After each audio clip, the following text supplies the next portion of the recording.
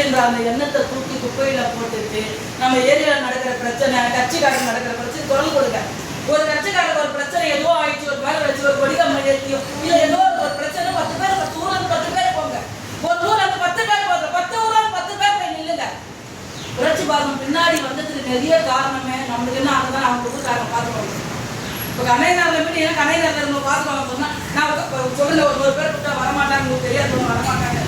நம்ம கட்சி சார்பில் எவ்வளோ பேர் வராங்கிறது நம்ம பார்க்கணும். என்ன அவங்களுடைய மனத்தில் தெரிஞ்சுக்கணும் புரியுதுங்களா? கட்சி வளர்ச்சி அடையணும்னா கட்சி பணிகளை மட்டும் இல்லை, பொதுநலத்தில் அக்கறை இருந்து அதனுடைய வளர்ச்சிக்காக நம்ம பாடுபட்டா தானே நம்ம வளர்ந்துருவோம். புரியுது? நம்ம வளர்ந்துருவோம். நம்மளும் வளராம ஊரையும் வளர விடாம பண்ற எல்லாரும் ஏதோ ஒரு அரசியல்வாதி ஏதோ ஒரு கட்சிக்கு நம்ம கட்சிக்கு எதிர்பார்க்கணும் பின்னாடி காசுக்காக போய் நிற்கிறாங்க. மாநில கட்சி தூக்கி போடாம முன்னுக்கு வந்துருக்கும்.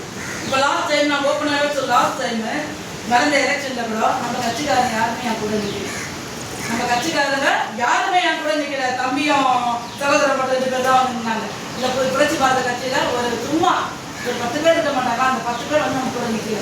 ஒரு மாநில அமைப்பாளராக இருக்கிற என் கூட நின்று ஒரு எம்எல்ஏக்கு சால்வ படவோ மாலை படவோ கூட இருக்கிற தனித்தனியே நின்று அதில் நான் பேர் சம்பாதிக்கணுன்ற ஒரு எண்ணத்தான் இருந்தது தவிர நம்ம கட்சிக்கு பேர் வாங்கிட்டு என்ன யாருக்குமே இல்லை.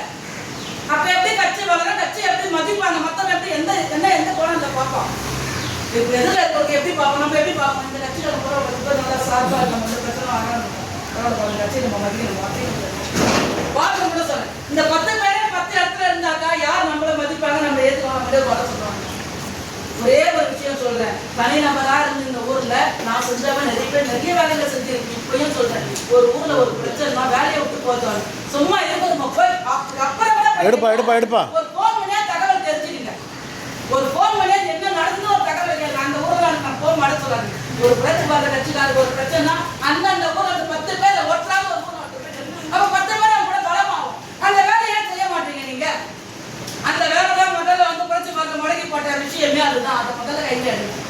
எங்கேயாவது ஒரு போட்டோன்னா ஒரு ஊருக்கு 10 பேர் ஒரு ஊருக்கு ஒருத்தர் பேர் பரவாயில்ல, நான் தான் நிக்கிறோம் நீ தான் நிக்கல, ஒருத்தர் பேர் நில்லுங்க. அப்ப பலம் தானே.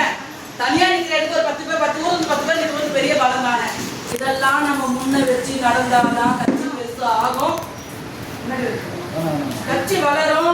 அதாவது நம்ம ஒன்னே நம்ம சொல்ற கட்சி வச்சு நம்ம பெரிய ஆள் ஆகணுன்றது முந்தாள் தானே இருக்குது. பாத்தியா இதை நான் பேசலாமா வேணும் கூட தெரியல. கட்சியை வச்சு நான் மட்டும் வளருவேன், குடும்பம் மட்டும் வாழ் ஒரு விஷயத்த தூக்கி போட்டுங்க.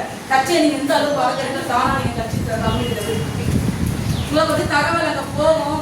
ஒவ்வொருத்தரும் எல்லாமே நாங்கள் அந்த ஏற்பாடு பண்ணிடுறோம். தலைமை கிட்ட போகும். இப்பனாலும் எப்படியோ இனிமே என்னால முடிஞ்சு நம்மளால முடிஞ்ச விஷயம் கேள்வி எடுத்துக்கணும். அது தொடர்பா கண்ணகி நகர்லையும் சமூகத்திலையும் வந்து விடுதலை எழுதி நிறைய குழந்தைகள் வந்து அனுப்பிட்டாங்க.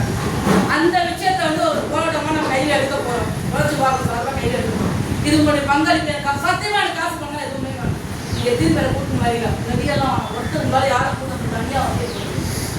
ஏன்னா இதுக்கு வந்து நான் தனியா போய் வந்து சமூக சேவைக்கா பல பெட்ஷன் கொடுத்துருப்பா கல்ல எடுத்து அடிச்சு எல்லாமே நான் பண்ணிட்டேன்.